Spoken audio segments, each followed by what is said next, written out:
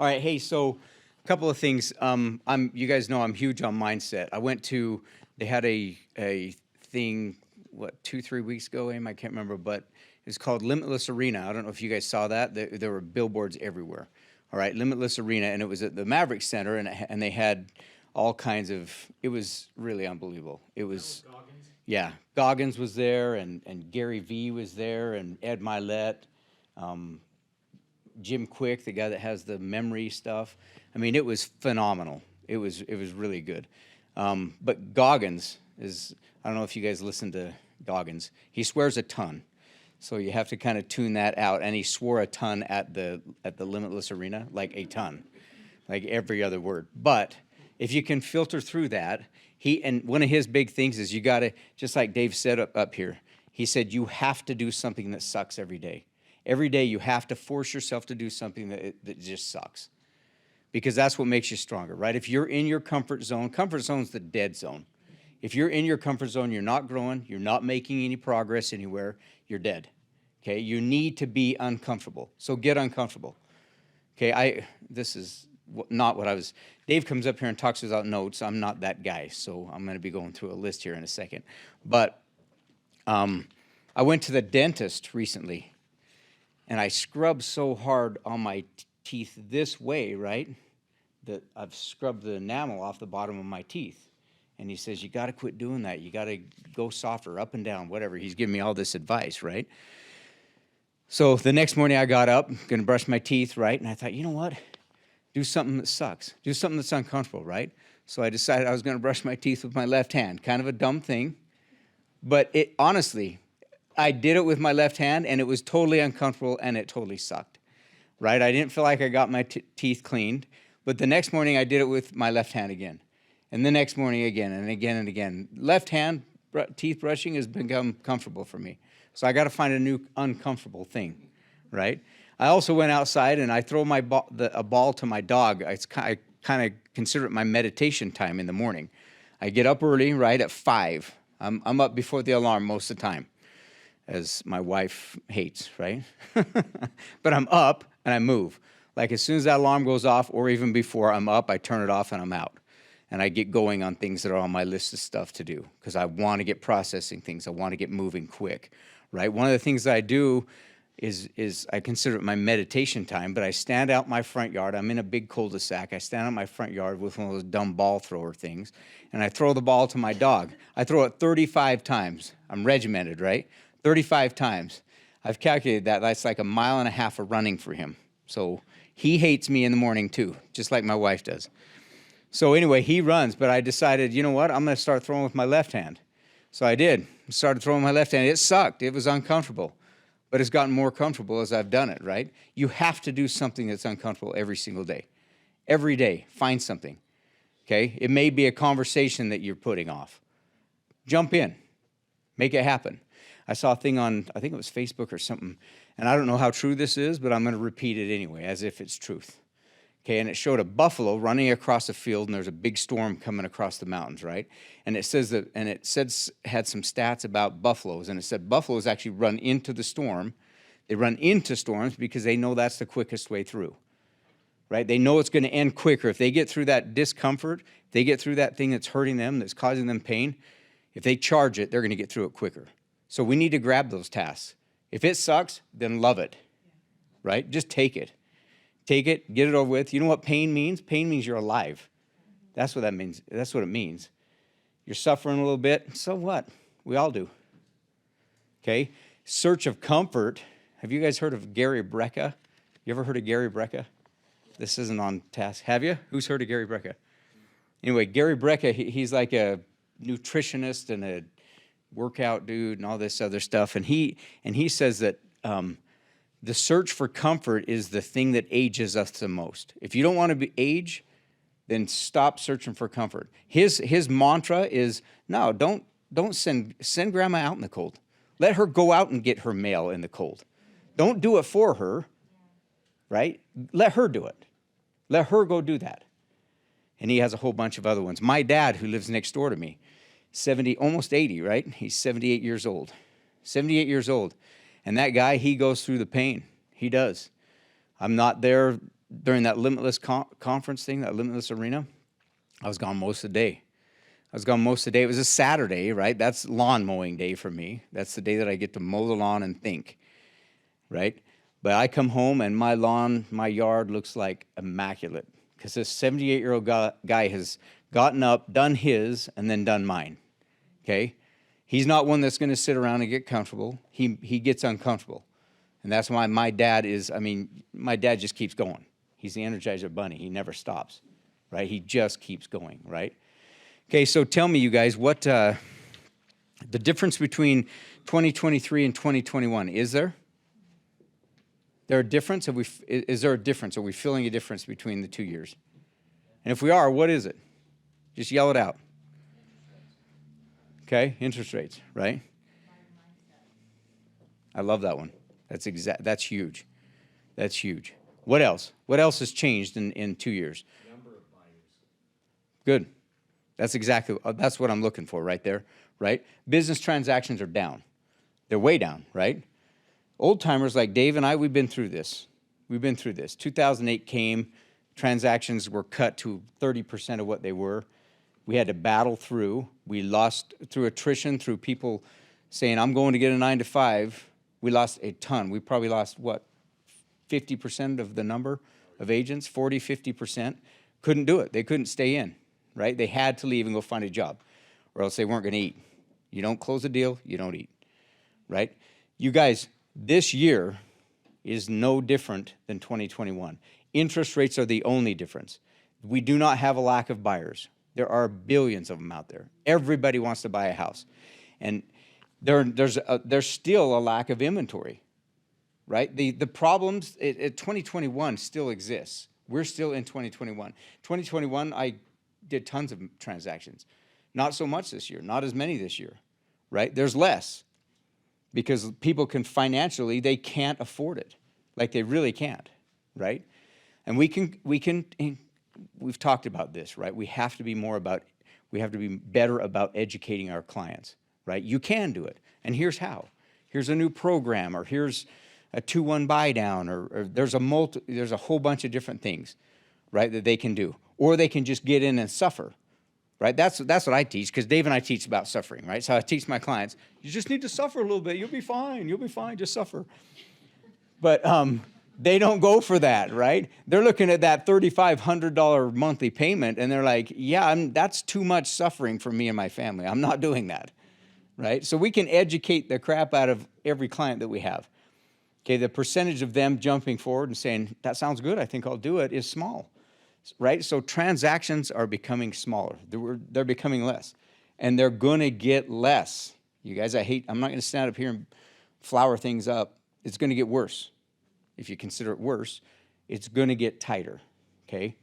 We have to be, Dave talks about ninja, right? We're proud of ninja. We're ninja. You know what? What does it take to be a ninja?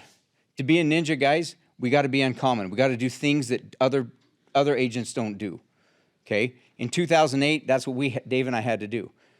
We had to say, you know what? Everybody's jumping out of the business. Somebody in this business is making money. Who is making money here?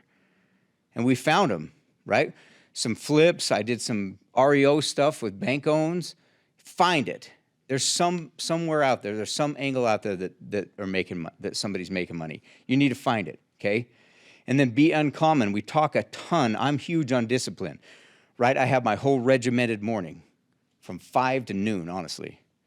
That 7 hours, I know what I'm doing. I know I'm doing at 8. Dave says it'd be easy to kill me, right? Because he knows where I am every minute of every morning, right? If he wants to kill me, he'll be right there at 8:15 and he'll come shoot me, right? It'd be easy. But that's because that's what drives me, right? This whole being an entrepreneur, it brings out it clarifies what's your strengths are, right? And I know that my strength is a checklist. And it's dumb for most people. It's ridiculous. But ask my wife. I spend 15, 20 minutes every night, and I write down 80 to 100 things that I'm going to do the next day. And if I get 70% of those done, victory for me. I win. I'm not going to get it done every single day. I'm not. I'd never get it done. Never. Never have I gotten it done. But you know what? You battle through, right?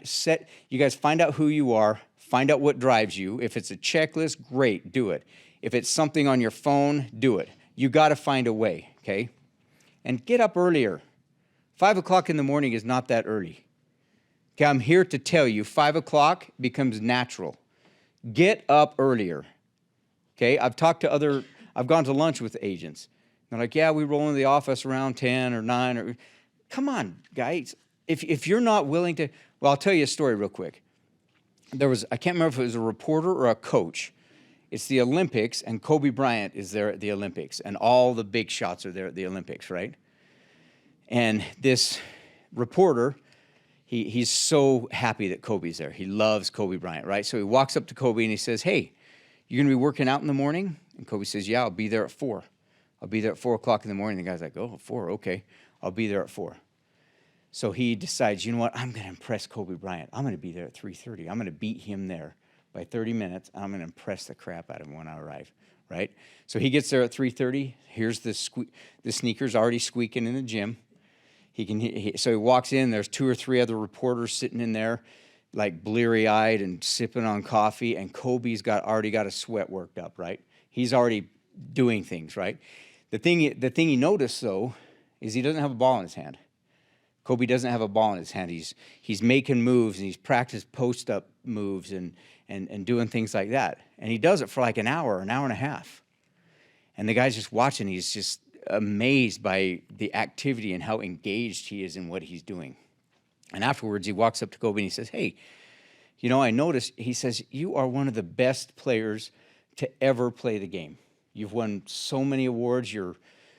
People look up to you, right? People love you. They admire you. Like, you're one of the greatest players in the world right now.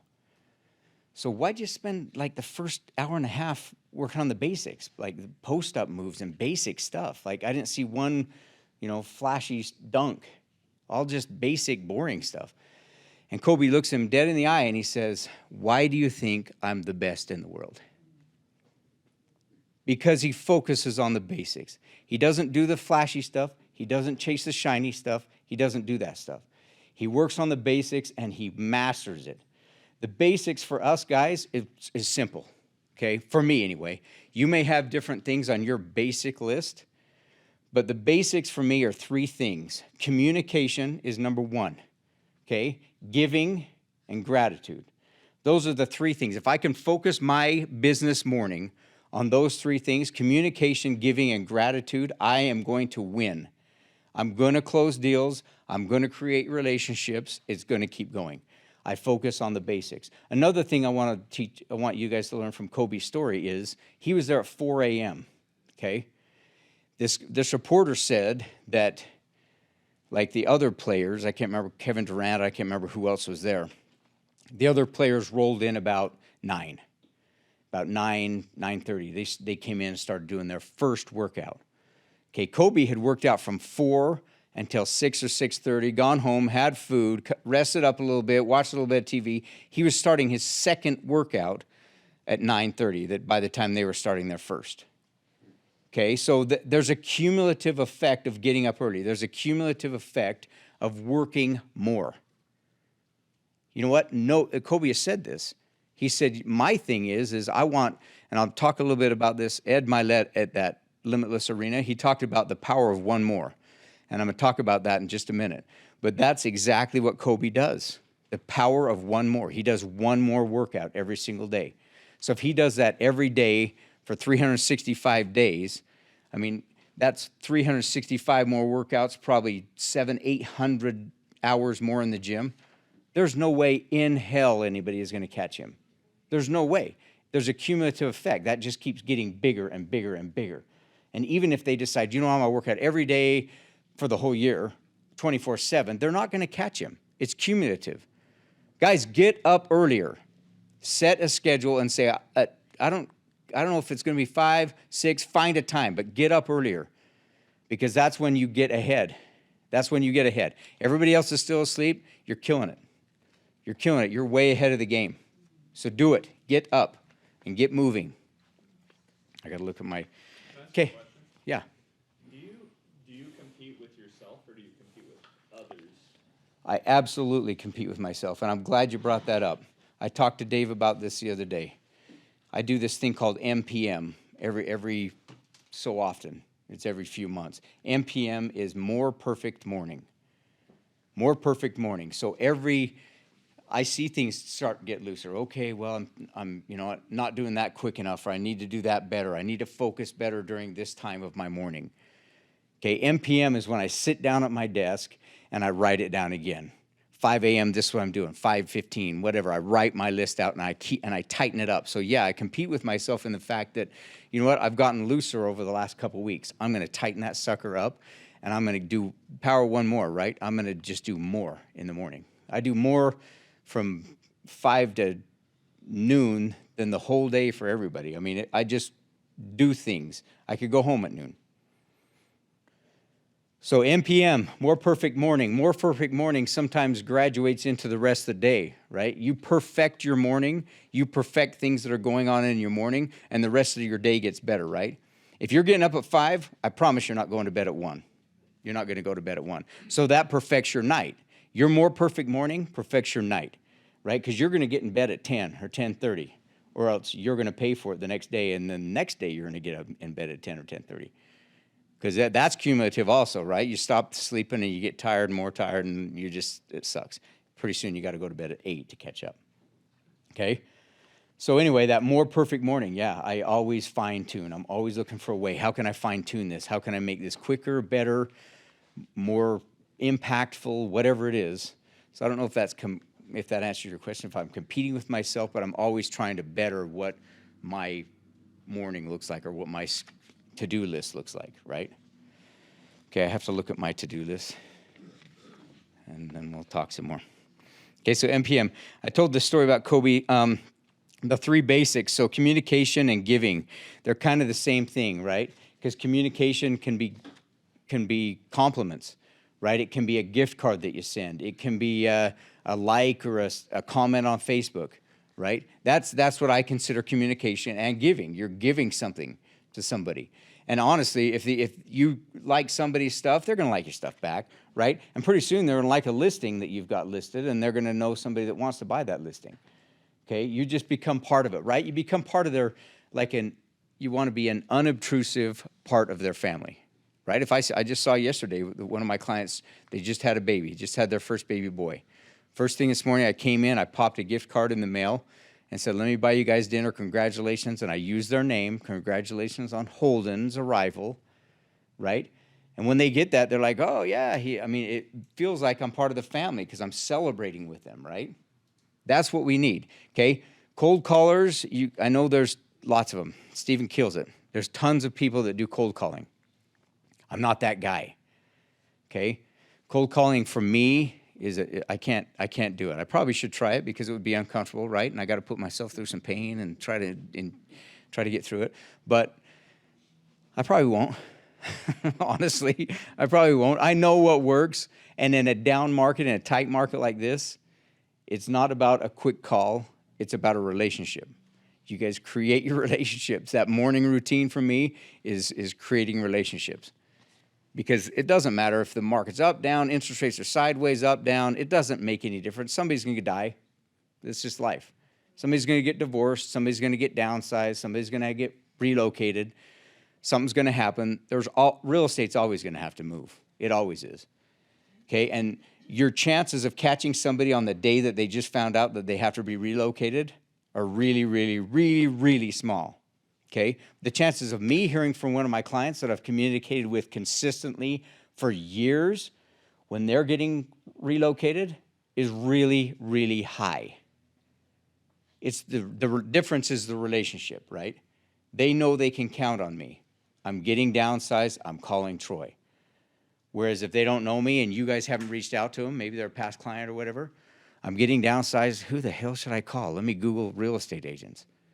Because they don't know anybody. You guys got to be in there. You got to be in the trenches when it's boring to be in the trenches, right? When it's slow. Run, like Dave said, run into the burning building. Run into the storm, just like the buffalo does. We got a crap show right now with the interest rates and stuff. It's going to change, though. It's going to change. And if we've positioned ourselves with our relationships and everything else, I promise you, as soon as those interest rates go from 8 to 6, we're going to see more business than we saw in 2021. People are going to be freaking out because, oh, it just dropped by 2%. Oh, my word, I can buy a house now. It's the same 6% as it was 6 months ago. But it's because they've suffered through 8 and now they get 6, right? When it was 4 before and it went to 6, they were like, oh, 6 is so high. 6 isn't going to feel high in 6 months. It's not. They're going to be like, yes, 6%. So we got to stay in front of them. You got to stay in front of them. And that's part of it, right? That's part of our Kobe basics. Okay? Give, communicate. The other one is gratitude. I cannot express the importance of gratitude. Of taking a minute in your morning, more than a minute. I take a number of minutes in my morning to thank God above for the things that I have. And not just that, right? Not just thanking God, thanking my wife, thanking my kids for being there for me, my grandkids. I mean, just be grateful. Thank your clients. I talk about sticks, right? I've talked about sticks in the past, right? Where you give somebody, it's the the Planet of the Apes thing. Every time you communicate with them, you give them a stick. If you give them 2 or 3 sticks, they break them easily and they forget about you. If you give them 100 sticks, they can't break it. They won't ever forget about you. You're their guy, right? When it comes time, you're their guy, right?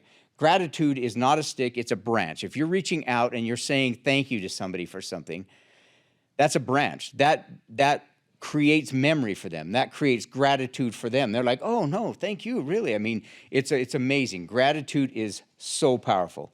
So that's the number 3 basic. We got to have gratitude, right? T24, I talked about that last time I was up here. T24, you guys don't need to look back to birth, right? You don't need to scan your brain. Let's see, was there somebody in high school that was cool to me that I can thank today? No. Go back 24 hours, T24. Be thankful in the last 24 hours. Think back over the last 24 because I guarantee there's somebody. There's somebody who said something, somebody who's given you something, whatever. Find somebody and tell them thank you. How do you keep the relationship strong when your business grows and you're not the one showing the houses and you're leveraging that off and handling contracts? Like, how do you keep that tight? That's a hard one for me because I don't do that. That's a tough one for me. I've gotten to a position in my career where I'm busy enough where I do, like Greg here, he does open houses for me almost every weekend, right? There are some things that I've pulled away from, but when it comes to showing and writing contracts and interacting, that's me.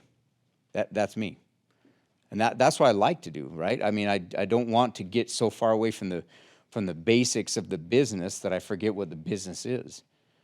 That I forget, oh yeah, I remember showing homes 10 years ago.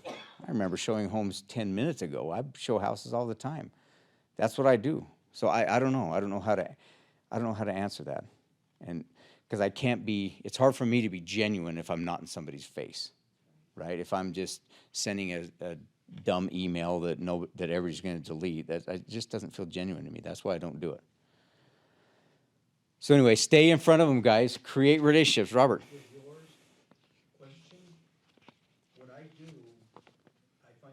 Time to communicate with people is when I'm on the road. I have a list of names, and I'll just call. How are you doing? Robert, you need anything? Sometimes I'm on the road for an hour, 2 hours, and that's the best time to communicate with people for me. And when you said that, I wanted to let you know that communication is very, very vital. Because they might be going through something, or they're in the process of looking for another property, and you happen to call, you called at the right time. Thank you. Thanks for that, Robert. Appreciate that. So get your morning routine set up. Set yourself up, you guys. And what I would suggest to all of you is get yourself a dang accountability partner. Get somebody who you can call and say, hey, how we doing today? How we doing this morning? You get your stuff done? No, well, why not? Somebody's got to hold your feet to the fire. You don't want it to be me, I promise. Okay? You don't. Michael knows, because I've done it to Michael. You do not want it to be me. Because I don't care. I'm more like Goggins, right? I don't. Oh, your leg fell off. Well, great. Get to work, right? Get going. There's nothing that stops you. Get going. You can take a day off. Okay, I do that very occasionally. I take a day off, okay? You can take a day off. 2 days off starts creating a habit. 3 days off, you're in the middle of a habit, okay? So unless you're on vacation, you're not taking days off. You're working, okay? If we're going to beat this market, you guys, we have to become uncommon. And no agent does that. No agent consistently 5 days a week kills it and does the same things and does them right. Nobody. You have to become uncommon or you're going to be working at Home Depot. Okay, you have to do things that other agents are not doing. And do them with a smile on your face. Enjoy the process, right? The closing when you get paid that big paycheck, that's wonderful. That's great. You get to pay your bills, everything's great. But you know what? You got it. That's like 5% of the whole deal, right? I mean, the process is 95% of it, and then you get a closing and you get paid, and then you start some other process, 95%. You got to enjoy that 95%. You can't always just be, oh, if I can just close this, I can just close this. Don't be doing that. Figure out what I'm in the middle of this with this person. I'm going to call them today and sometimes I do. I just call and say, hey, what's on your mind? I know there's nothing really going on. We're waiting for the appraisal to come back. What's on your mind? What are you worried about? And a lot of times they'll tell you. They'll say, oh, yeah, I was wondering about whatever, title insurance or something. They'll tell you something. But just the fact that you reached out and expressed concern, just tell me what's on your mind. Maybe there's nothing. Maybe they're like, oh, everything's great. Just had a chocolate donut and I feel great, right? Who knows? But you got to reach out, okay? So get the process in and get going. Timmy. Do you tackle those calls earlier, or do you wait till later to do the pain calls, or do you like to get them? Pain calls, I get them done right now. Right now? If there's something that's agonizing that I'm like, oh, that's going to hurt to do today, dude, I'm not going to have that cancer on my brain from 9 to noon. I'm not. That is at 9 o'clock. I got to get it off my mind and done. Right? I'm just going into that storm. I'm not waiting. I want it over with. So, and then I'm much more productive, right? If I wait and I'm like, oh, I got to put it off, I'm half in, half out of everything. The mentally are there for the other Right. conversation. Yeah, so you cut it off, just end it. I was going to say, I know I'm taking too long, but the Power One More, Ed Milet, if you guys want to read a good book, that's one. That's one to read. The Power of One More. And he talked at the Limitless Arena, and he told a story, and he said that his dad was a drunk, drop-dead drunk when he was growing up. And he beat up his mom, and he beat up Ed and his brother and sister, and he's a ruthless guy, right? Drunk all the time. Okay, he hated his dad, hated him. Okay, there came a time when there was one night when that happened, right? He came home drunk, he messed around with them and that, went to bed, got up the next morning, and Ed had a ball game. So he had to take Ed Milet, his dad's name was Ed also, but he had to take his son Ed to a ball game. So they got in the car and they're driving. And Dad, Ed, they're halfway there, he pulls his car over to the side of the road, and he puts his head down and he starts crying. Dad does. Ed Milet had never seen this happen before. He's like, what in the crap is going on here? What is going on here? So he said, Dad, what's up? What's going on? And he sat there and cried for a minute more, and then he says to him, he says, you know what? You guys don't deserve what I give you. I'm an awful father. You don't deserve what I give you. From this point on, I'm not drinking anymore. I'm not going to drink anymore. And Ed, son Ed, says to him, Dad, what makes this any different than the 500 other times that you've tried? Why is this time any different than any other time? Okay, and Dad Ed looks at him and he says, because like I said, you guys just don't deserve to be treated like this. Nobody deserves to be treated like this. So he went cold turkey. No, I'm going to have a drink tomorrow and then cut it off. He was done.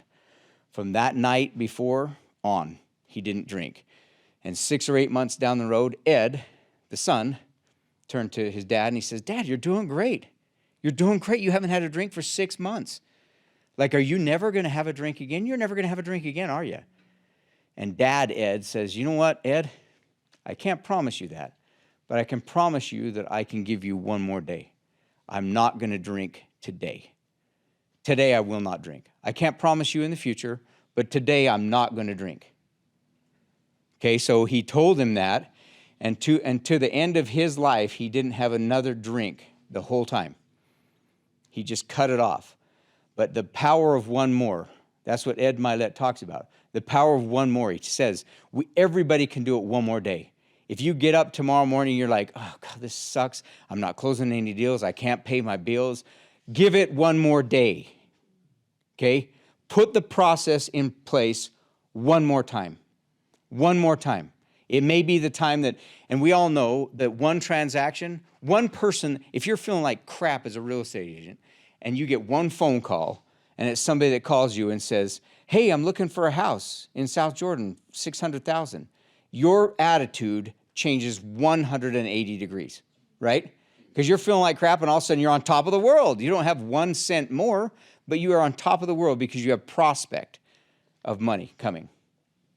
Okay, so just do it one more time, you guys, one more time. I'll give you a personal example. After Limitless, I came to the office. I was doing my thing, right? I'm sending gift cards every morning. I came upon a guy named Nathan Prows, Prows. I came upon him. I haven't talked to Nathan, I've talked to him tons because he's part of my regimen, right? So I've talked to him a ton. He hasn't spoken back to me it's been years. I haven't heard his voice. I thought maybe he was pissed at me. I have no idea. But years ago, I moved him from a big house. He's a single guy. I moved him from a big house in Harriman to a tiny little one-bedroom place in Murray because he wanted to get rid of the big payment. He moved to this little tiny place in Murray, right? And I had communicated with him or tried to. He's invited to every event that I have. He gets texts from me. He gets gift cards from me. He gets all that stuff. My SOI, my sphere of influence list on my Excel spreadsheet is big. Okay, so there comes a point when gift cards, I have to start kind of trimming people off, right? I have to say, you know what, I haven't heard from him for years. As far as I know, he could be dead, he could have moved, I don't know. So there comes a point when I have to start trimming people off. Well, I decided to trim Nathan off that day, Nate Prouse. I thought, I'm just going to take him off. I have not talked to him for years. Like, I'm going to pull him off. But then I thought, the power of one more, right? One more. When I cut somebody off on my spreadsheet, when I cut them off the gift card category, I put an X in front of it. So like it'll say X 231009, which means I sent him a gift card on 231009, October 10th of 20 or whatever, October 9th of 23. But then I put an X in front of it because when I sort it, all the X's go to the bottom, so I just don't send that to him anymore. He stays on my CMA side, so I still continue to send him CMAs. No more gift cards because I haven't talked to him for a long time. Okay, I thought one more time. But I'll put an X in front of him. So I put it in the mail, put his gift card in the mail, send it to him. Put an X in front of him. He got shot to the bottom. He's never getting another gift card from me again, right? Okay, so a week later, Nathan calls me and said, hey, how you doing? Hey, I got your gift card, and I have $120,000 in cash, and I want to buy this piece of land in Heber. So can you write an offer on it? I've already driven by and seen it. I'm like, no, I won't write an offer on it. Of course. I'm like, how easy does it get, right?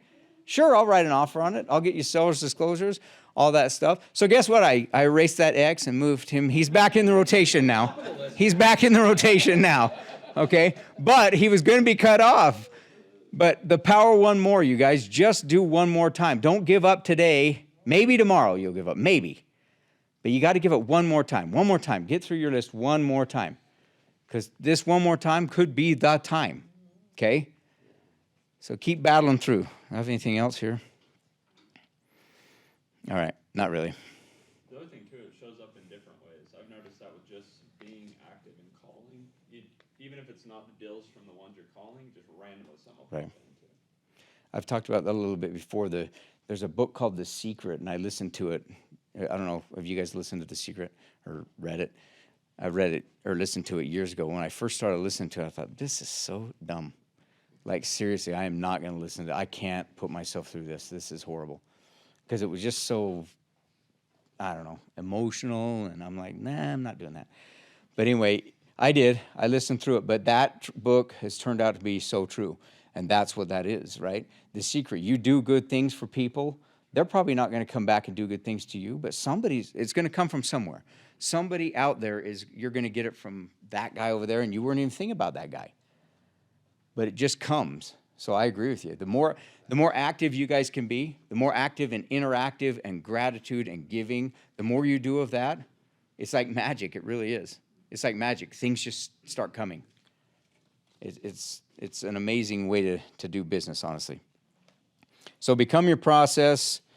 Like Ed's, this is it. Tony Robbins, I'll just say this. He says that he's talking to you guys have to become your process, okay? You have to become a giver. You have to, and you can't count things, right? Like in your example, Ryan, you can't be like, oh yeah, okay, I just called him, so I'm not going to call him again because he owes me a call, or I'm not going to send him a gift card. I'm not going to take him to an event because he owes me, so I'm one up on him. So, right? You don't do that, okay? Your whiteboard always stays clear. You never have anything on your whiteboard, right? You just give and then you forget. Serve and then forget about it. You don't need to keep a running total or anything like that, right? Tony Robbins says that a guy came up to him one time and he was talking to him. He said, hey, I've gone 21 days without smoke, or was it smoking? I think it was without smoking. He says, I've gone 21 days without smoking. And Tony Robbins turns to him and he says, why the hell are you still counting? You're either a smoker or you're a non-smoker. So if you've gone 21 days, you shouldn't be telling anybody. You're just a non-smoker now. You've become your process, right? You're not counting. You're not saying, oh, I've sent gift cards for 15 days in a row. You're just a giver, right? You become what your process makes you. So become your process. Don't count, just become your process. Okay, I talked about getting an accountability partner. Anyway, I like this, and I watched I'm ending with this. David Goggins, he's hard to listen to because he swears a lot and he's no nonsense, and he's, like I say, you could be bleeding out your eyes and it doesn't matter, you're going to work, right? He does not care. He just says there's no excuse big enough, get to work, right? And he said this morning, he said, except for death, failure is completely psychological. Except for death, failure is completely psychological. Everything else is in your head. Okay, so get over it.